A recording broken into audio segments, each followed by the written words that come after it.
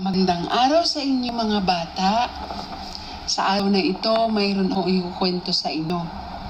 Ito ay kwento na nung kabataan ko pa ay isa sa mga kwento ng aking ama para ako makatulog sa gabi. Itong kwento na ito ay talagang isa sa napakaganda at mayroon akong katanungan sa bandang huli. Hindi na natin tatagalin to. Sisimulan na natin ito. Tungkol ito sa isang hari at isang unggoy.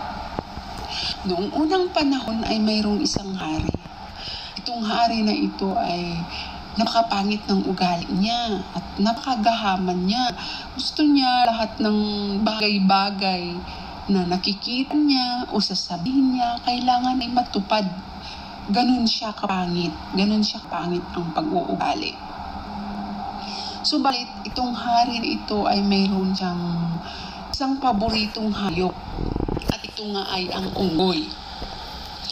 Itong unggoy na ito ay isa rin na nagman sa kanya pasaway, pangit din ang ugali.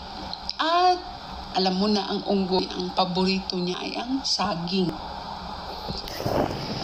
Isang araw, naisipan ng hari na maglakbay.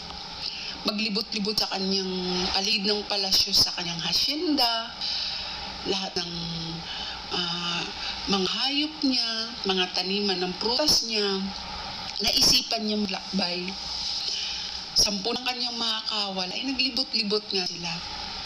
At nang mapunta na sila sa hasyenda ng kasagingan, nagtaka itong hari. Sabi ng hari, bakit itong saging na ito ay walang nahihinog? Ano ba ang problema? Sabi ng hari, bakit palagi akong pumupunta dito ay wala akong nakikita hinog kahit isang saging man lang? At may isang kawal na nagsagot, Ginoon, ang salarin ay ang iyong unggoy. Siya ang umuubos ng iyong saging. Ayun, nagalit ang hari. Sabi ng hari, ganun ba? Sige, patayin niyo ang unggoy ko. Sabi ng hari na ganyan. At kung sino man ang makapagpatay sa aking unggoy, bibigay ko ang kalahati ng aking kayamanan. Subalit, ang klase ng pagpatay sa aking unggoy ay gayon din ang klase ng pagpatay ko sa inyo. Ngayon mga bata, mayroon akong katanungan. Paano ba mapapatay ang unggoy para maligtas ka at nakuha mo ang kalahati ng kayamanan ng hari? O diba?